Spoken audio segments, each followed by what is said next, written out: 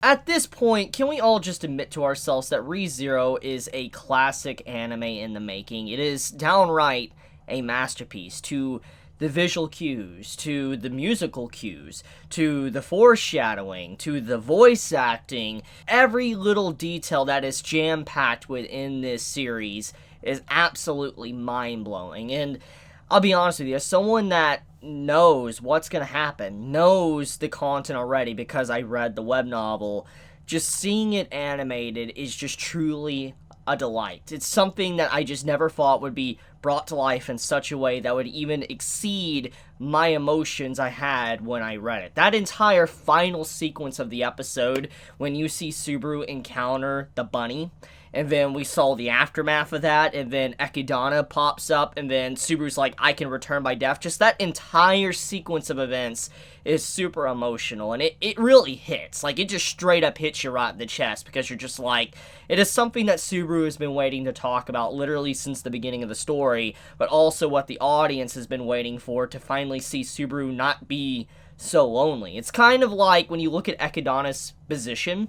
She is the audience. That's exactly how you can position us that watches ReZero. What she said to Subaru is exactly what we do while watching this series or reading this series. We are silently watching or reading. We can't do anything.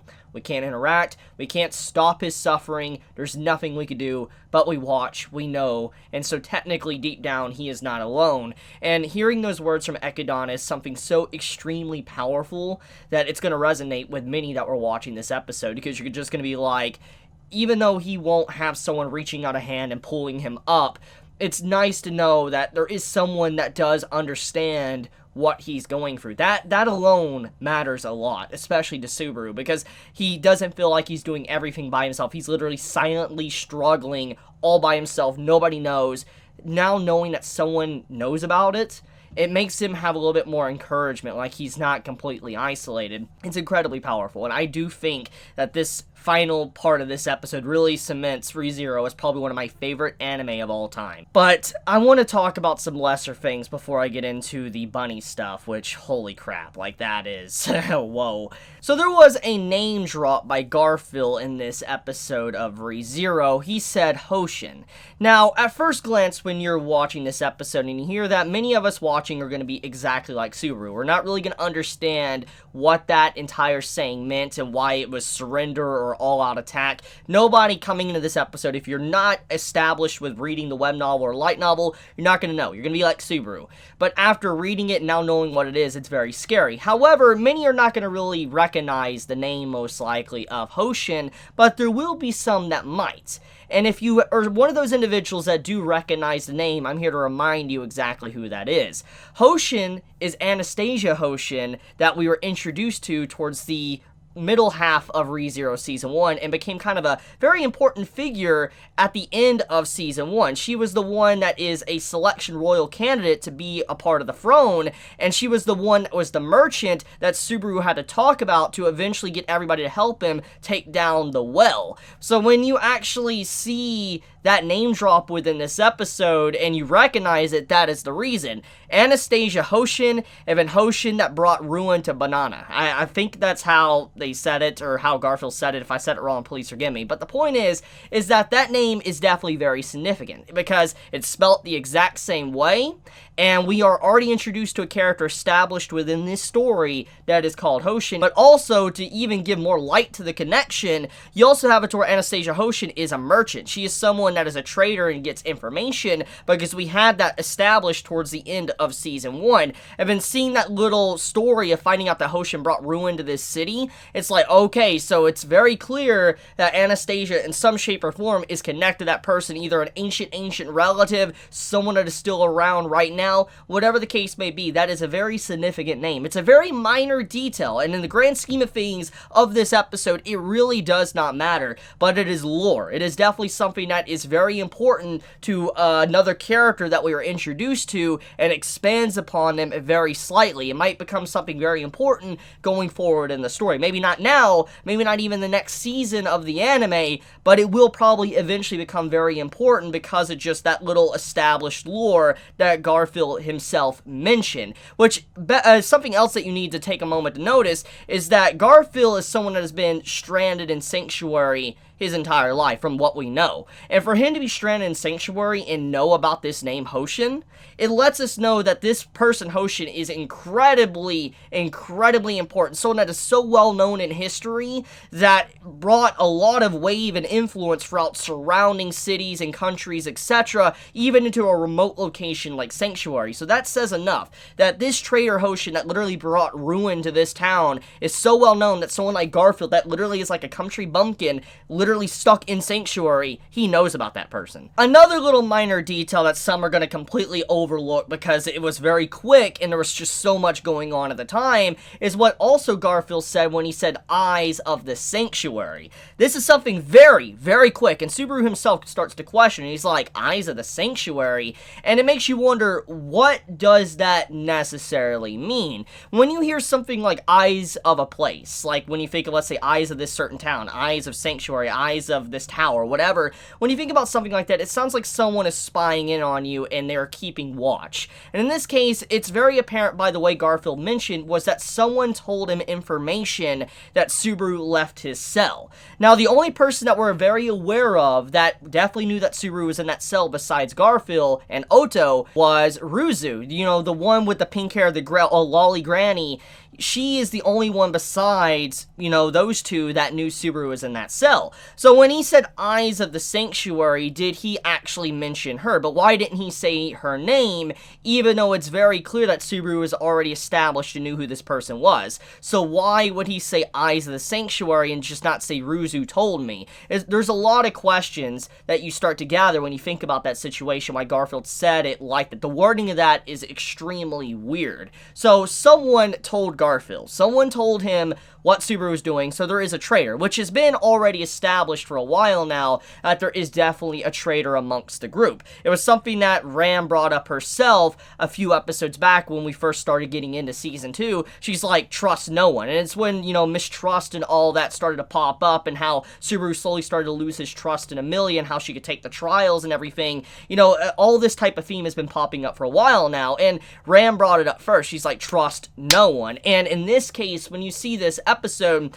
well, it's once again establishing the fact that there is definitely someone that is a traitor in causing all these problems. It goes back to also what's going on within the mansion, with Elsa being there and even knowing about Beatrice. You shouldn't have anyone knowing who Beatrice is unless Beatrice herself told on herself and told Elsa to come there because of the book or something else. Someone else is behind the scenes doing things. So when you just see the eyes of the Sanctuary and how he was fed information, it feeds into someone is the traitor. Now, another little minor detail, which is also once again in the Garfield scenes, is the stuff with Garfield saying that just because he has a crush on Ram doesn't necessarily mean that he won't twist her arm, and it's pretty obvious what he meant by that. What he was trying to say in his own brutish words was that just because I have a crush on you doesn't mean that I'm going to allow this man to leave Sanctuary, allow this man to do what he wants. I will stop him even if I have to literally go through you and you're on the ground dead. I will go through you. That's pretty much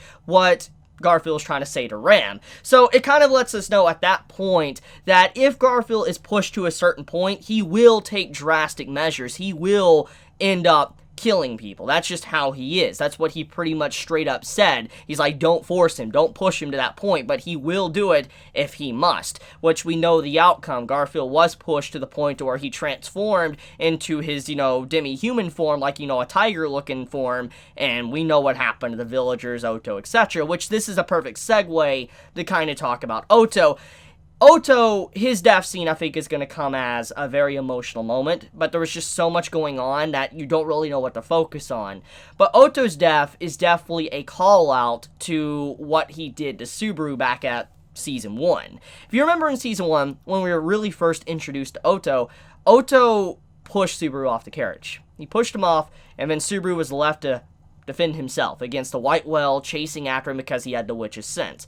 And we know that Subaru survived that encounter, but regardless, you know, Subaru was technically a bandit. Otto pushed him to try to get him to die, for he could save himself. And what's very important about this little detail is that Oto pushing Subaru in this episode is a callback to that. Is that it's not this time pushing Subaru to, let Subaru die for him. He pushed Subaru to die for Subaru. And that's an incredibly powerful moment. And you could just see by the way Subaru reacts to that moment, when he looks at Oto, he remembers that. He completely remembers that moment of when he was pushed, and then he sees it again, but this time it's 180. Oto is sacrificing himself, and it shows just how much of his character has changed, like his point of view, or Subaru's point of view on Oto's character has changed because of just what he did. And it really shows that he truly does trust in Subaru. He is a friend, and he really cares about Subaru, and he was just in a state of shock when he saw that. But then it continues. You see the villagers sacrifice themselves left and right for Subaru to be able to escape, and then, Patra as well sacrifice herself. Just everything about that scene is incredibly emotional, because it kind of all ties back in to what happened in Season 1, and also thanks to the consequences of Rim's entire existence being erased. Because of Rim's existence being erased, everybody views Subaru like a hero now, even more so than they did. And in this case, when you see them laying their lives on line to try to protect him, it matters a lot, because, he almost sacrificed his life many times from their POV for them, and so they're like, it's only right if we do the exact same thing for our hero. And so when they're jumping in front of Garfield, they're scared for their lives. They know they're probably going to die, but they're doing it because their hero saved the day, and they want to repay back that debt. And seeing them just die left and right, it's just something that Subaru was just so shocked about. People literally dying for him, and he was just like, why are you doing this? Why are you dying for me? Why are you jumping in and dying? Only I need to die. He was like, I'm the only one that needs to suffer. He tries to plead and say this in that entire moment, I'm the only one that needs to die. You guys don't need to do this. He's after me, but they all died. And, you have Patra that kind of shoves him out of the way, froze him, and he teleports. And I'll talk about all that stuff after that in a moment, but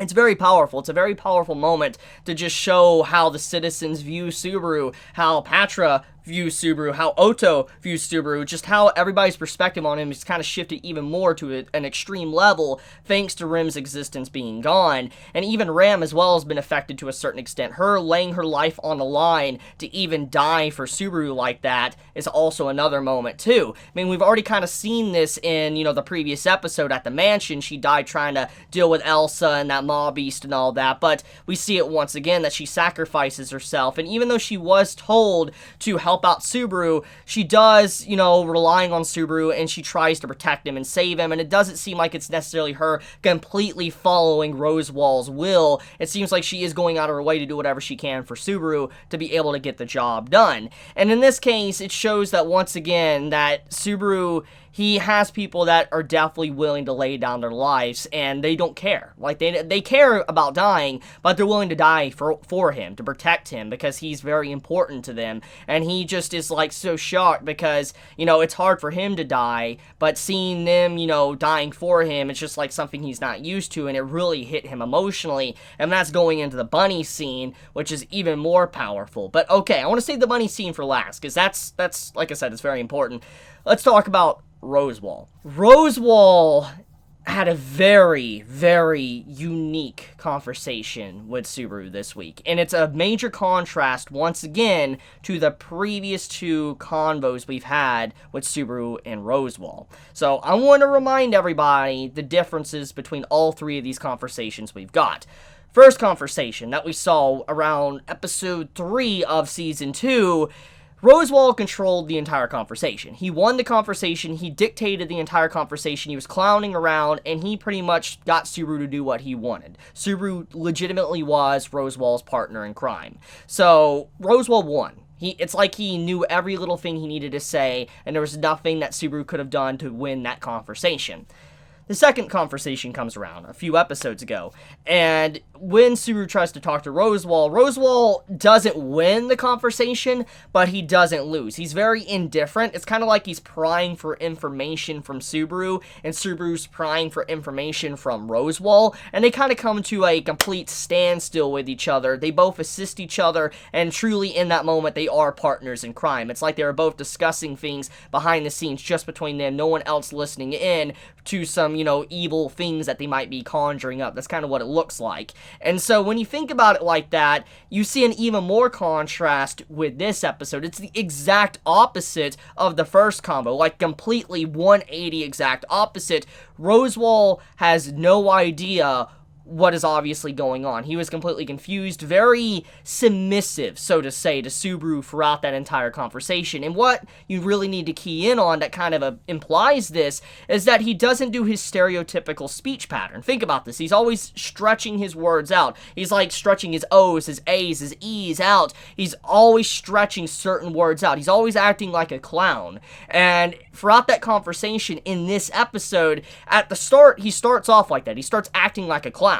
But then when Subaru says that, Beatrice is potentially their enemy, his entire demeanor shifts. He completely shifts with his entire dialogue, and he no longer stretches out his words. He acts very normal. He doesn't act like the clown anymore, which is extremely important. It shows that there was a tone shift in that conversation, and in that moment, Subaru started to take the reins and really win that entire conversation. Roswaal became very submissive and listened to pretty much anything that Subaru was offering or asking for, but on top of that, he was even extending out a helping hand to Subaru very, willingly. There wasn't really any wall between them. It wasn't like Roswaal's like, yeah, I'm telling you this because, I'm better than you, or I know everything you're gonna do, etc. But the way he kind of talks to Subaru, he gives him the information to help Subaru out legitimately. It's like it was an honest help. When he's like, look, I will help you out. I'll tell you what to say.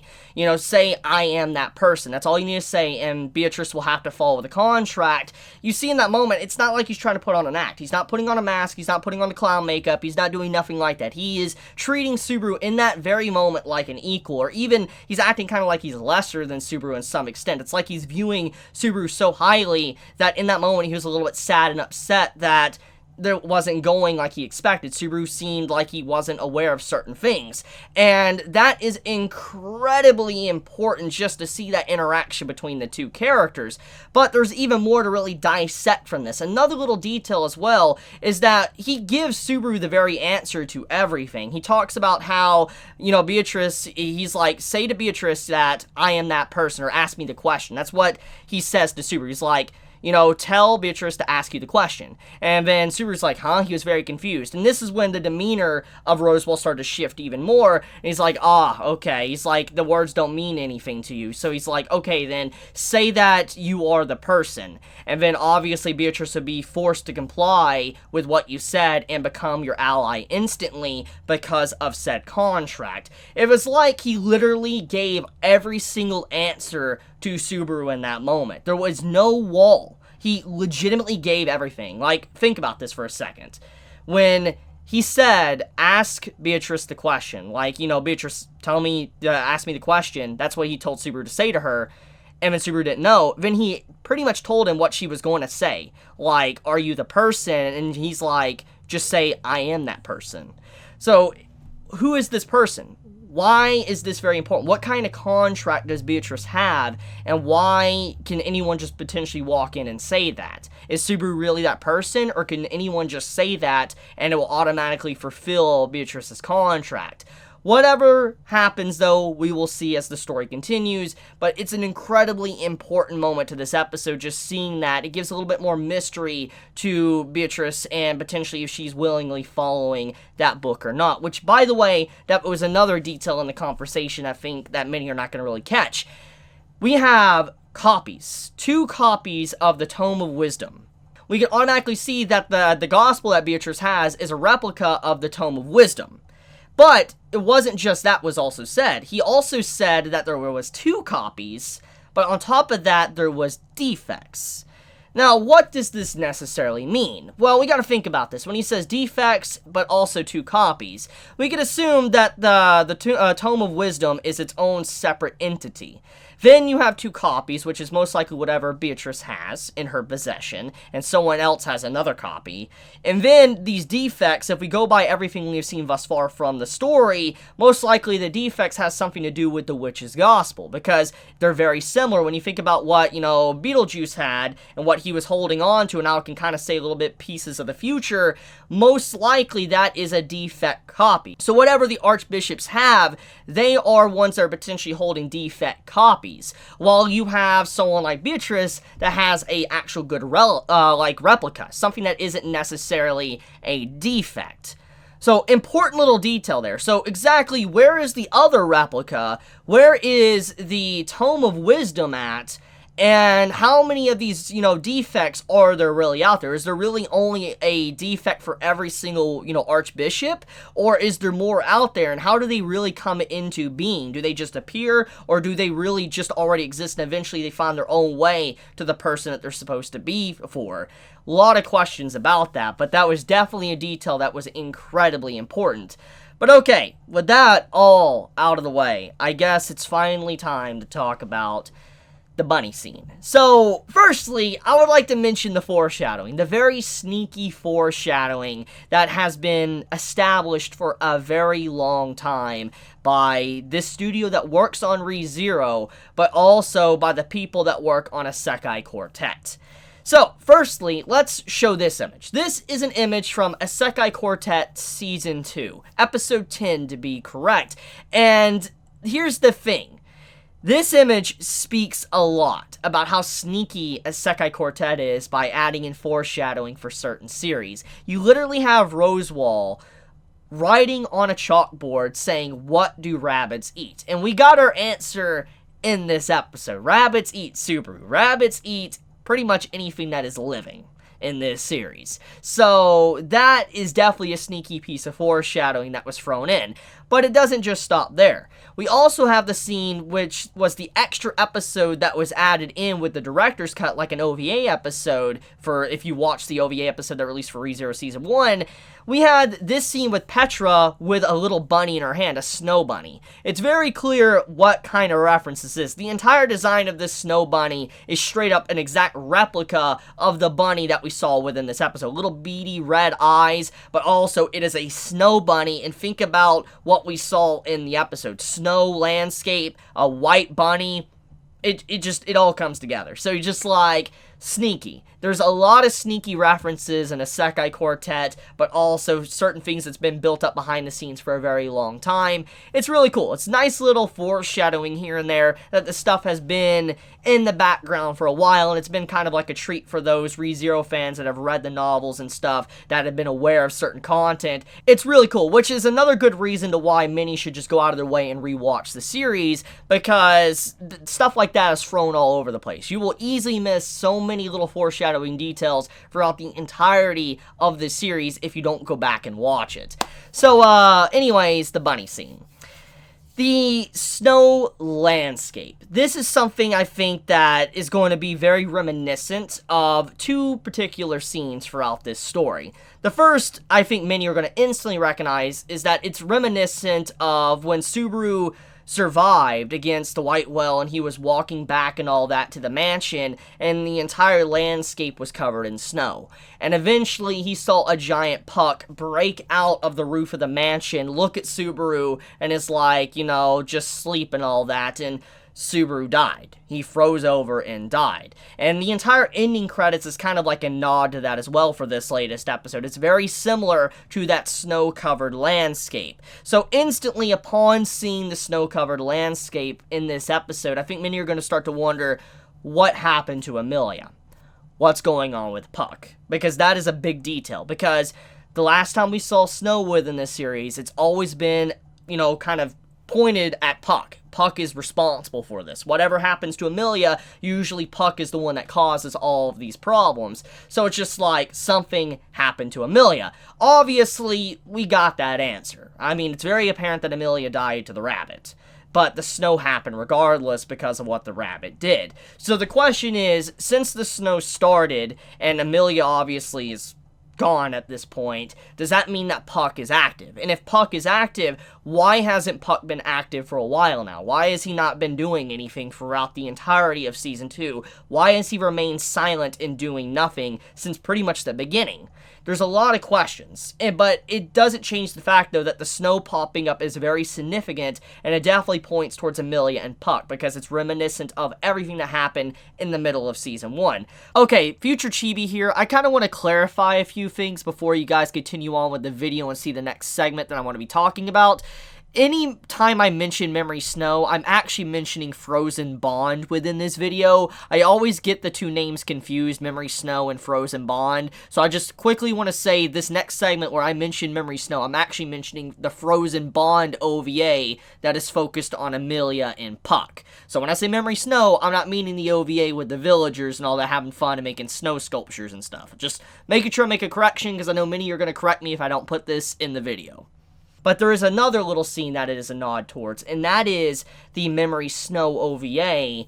If you watched it, that was a part of the, ReZero Director's Cut. So, there's probably many of you out there that did not watch that OVA, and I did say many episode reviews ago, that I think many of you really should go out of your way and watch Memory Snow. It's important because it gives a lot of content or details to Amelia's situation, like why she is like she is, why people don't trust her, why she's called, a witch, etc., like Sata. There is so much that's really dived into in Memory Snow's OVA. It gives backstory to Amelia. Very important stuff, and it even shows how she met Puck.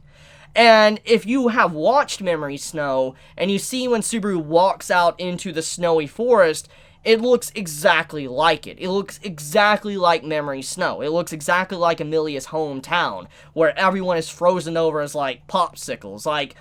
It's just like, whoa, what's happened there? Is it happening again? What's going on? But it just, is reminiscent of all of that entire scenes throughout Memory Snow. So, there is nice attention to detail that I think the staff that was working on this episode did. It definitely reminded you of those little details from, early episodes in Season 1, but also Memory Snow. But, I guess let's finally get into the rabbit stuff. An unspecified amount of time passed. When Subaru was running for Garfield and the necklace teleported, he woke up. And you can clearly see on Subaru's face that he was in a state of shock. Did he get a checkpoint? Did he die and get a checkpoint? He was very worried about that, but he saw the blood on his hands, which he knew then that he has yet to actually reach a checkpoint. And so he leaves the jail cell. And upon leaving the jail cell, he sees a snowy landscape. He doesn't hear anything. The ambiance and everything, there's nothing.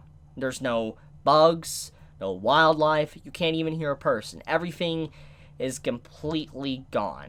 And even Rosewall, which you can see when he walks into Rosewall's room, he's gone. You see the bed covers were opened up like Rosewall got up and tried to move, but everything else besides that, everybody's gone. There's no blood, no traces of anyone, just clothes, etc., which is very strange. It doesn't even look like there was much of a struggle throughout the village. It just seemed like whatever happened, what the bunny did, just came in, swept in like a plague, and got rid of everyone.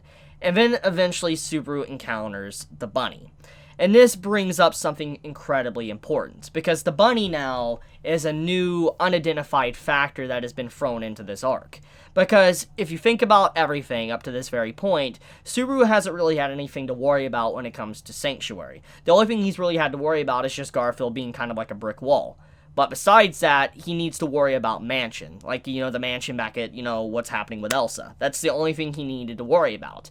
But seeing now that the bunny has popped up in this snowy landscape, which is obviously somehow connected to maybe Amelia and Puck for whatever reason, or something unspecified that is happening behind the scenes that we're kind of unaware of, the point is that this bunny being here is incredibly important, because now it means that Subaru no longer can just ignore Sanctuary. He has to deal with Sanctuary, but also deal with the Mansion as well, which makes this situation that was already crap even worse. He's literally swimming in crap right now. He's literally drowning in it, because it's how do you deal with the situation with Elsa, but also deal with whatever this thing is, this bunny that is currently just eating everything in its sight? So let's get into that. Why is the bunny here, and what does this necessarily mean?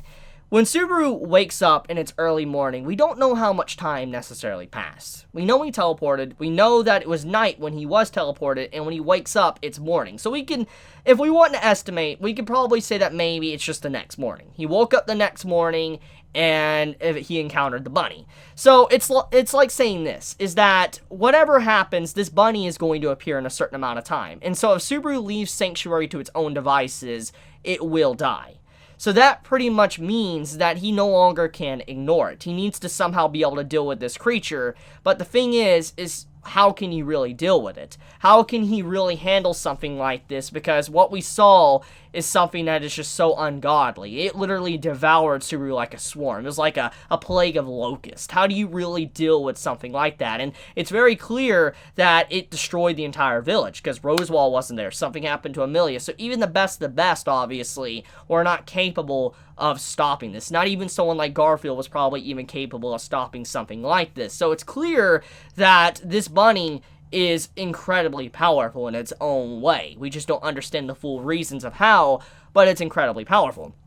But the question is, why is it there? Why is the bunny there in the first place? We got to think about what was mentioned in the previous episode of ReZero that was kind of reestablished with the lore of the story, is that Subaru has the witch's miasma, or the scent of the witch, on him. And every time he dies and uses Return by Death, or he talks about, Return by Death, the witch's miasma extends. It gets stronger. This is one of the big issues he had in the second arc of ReZero with Ram and Rim, when they accused him of being a witch's cultist. Every time he died, it kept getting worse. His situation got even more worse, and it's very similar to what's going on with Garfield.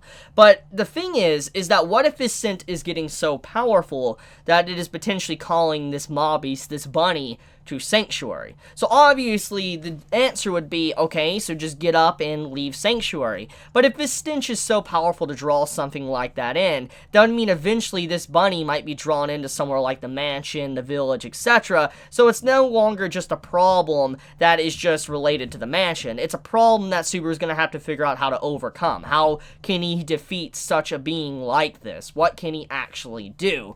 So that's important. I think that's an incredibly important detail. Is Subaru potentially the one calling this bunny to Sanctuary, or is someone else calling it? Is it moving on its own will and just Subaru's unlucky? So many questions. But okay, I guess I kept you waiting. Let's talk about actually what happened to Subaru.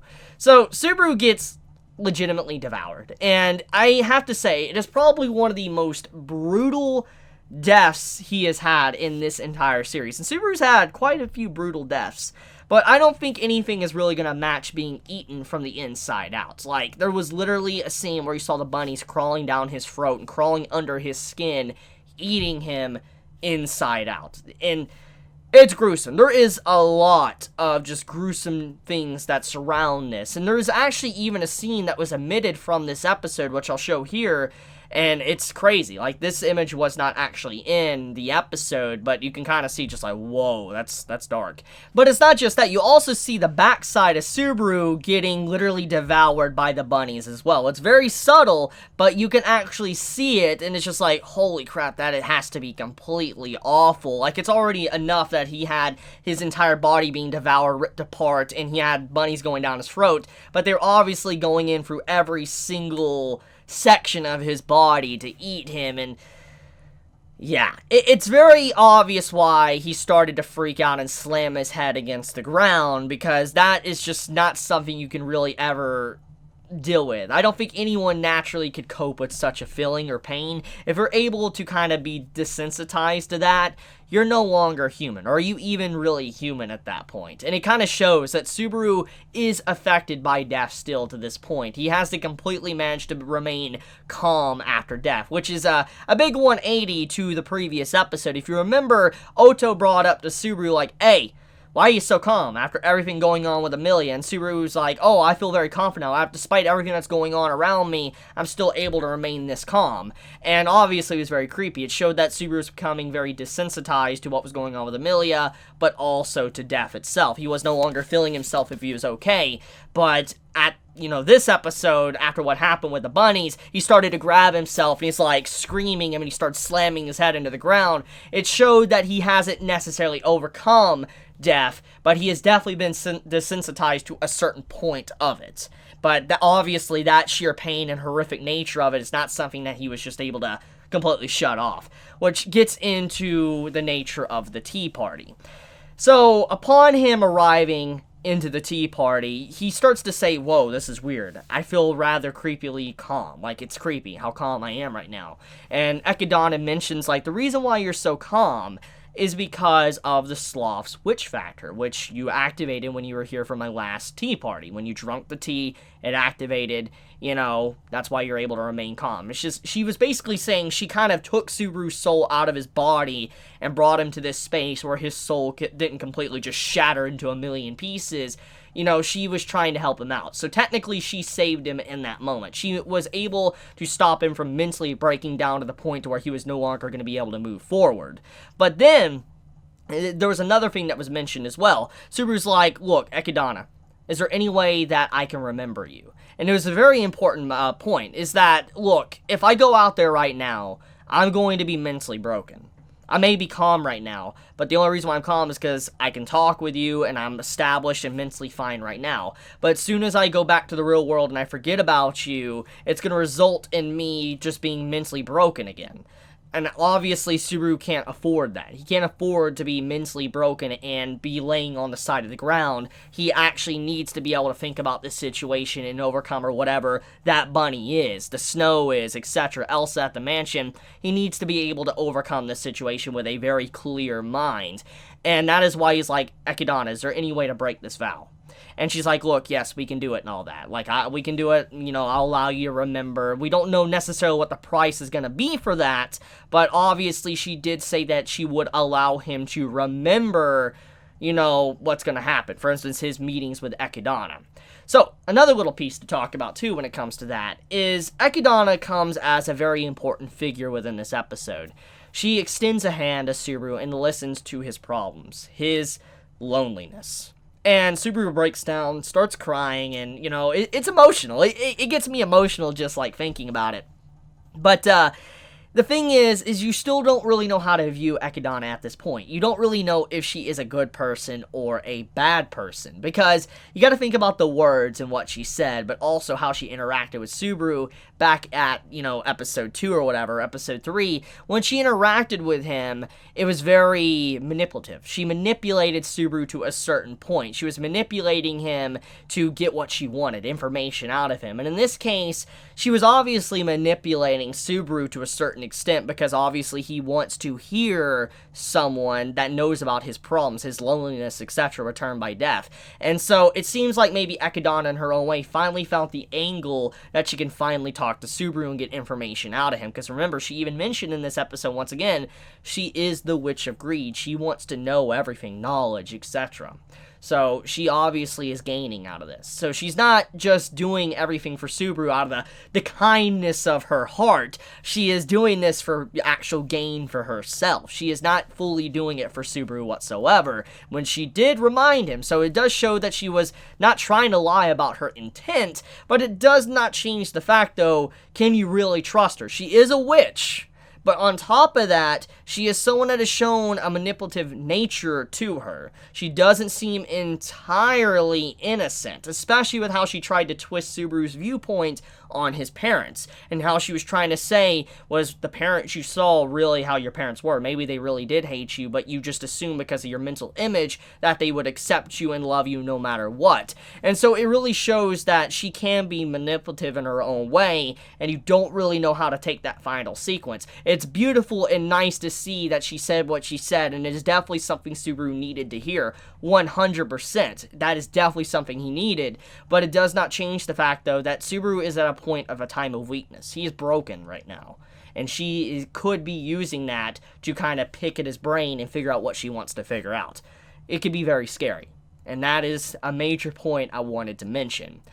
Oh yes, and also another little detail that's really cool about this conversation when Subaru finally admits he has returned by death to her and, she doesn't die. She's like, why don't you ask the question you want to ask? And if I am dead, will you cry over my corpse? It was very apparent the reason why she said this is because she knows how Subaru killed Amelia in the past. I mean, he was responsible for her death in one of the loops he had, and so it's clear that Echidna was referencing that when Subaru was responsible for killing someone, and he cried alone for hours on end because of what he did. Echidna was pretty much admitting, like, if that happens to me, will you also cry for my corpse as well, or are you only going to do that for Amelia? It's a nice little nod. She was kind of like poking fun at that scene, but at the same time saying, at least show sympathy if I do die. So, yeah, this is a fantastic episode of ReZero from start to finish. Easily the best episode of the series thus far, but obviously the episodes are going to keep on giving because this is definitely not the last of greatness for this season. I could definitely tell you that right now. I'm excited to see next week's episode because it's going to definitely be an interesting one. That's all I'm going to say, depending on how it's done. But knowing this studio that works on it, the staff that works on this series, it's in good hands. Like, seriously, I'm expecting some really good stuff next week. Which, by the way, before I kind of wrap up this video, though, I do want to talk about the voice actor of Subaru, but also Rosewall. I already mentioned it with Rosewall's shady demeanor of how he didn't stretch his words out, and that was, incredibly different. Powerful voice acting. Very good voice acting from him to be able to do something like that in such a subtle way that I think many might have not noticed. But also, Subaru's voice actor needs to definitely be mentioned as well. His voice acting to just absolute fear when he sees, like, what Garfield is as a tiger, but then also just how the villagers died, and then, what happened with the bunny, to the screaming, to the, the Echidna scene. There's just so much to happen with him that the voice actor really knew how to kind of display the different levels of emotion and fear that Subaru had, and, I appreciate that. It is definitely something that needs to be mentioned, and I think the voice actor really does need to be praised for just the amount of quality that was put into Subaru's role this week. It was definitely something that just blew me away. But okay, I love you guys. You have a wonderful day or night wherever you live. If you enjoy my content, please subscribe. If you like this video, please leave a like. And with that, Chibi out.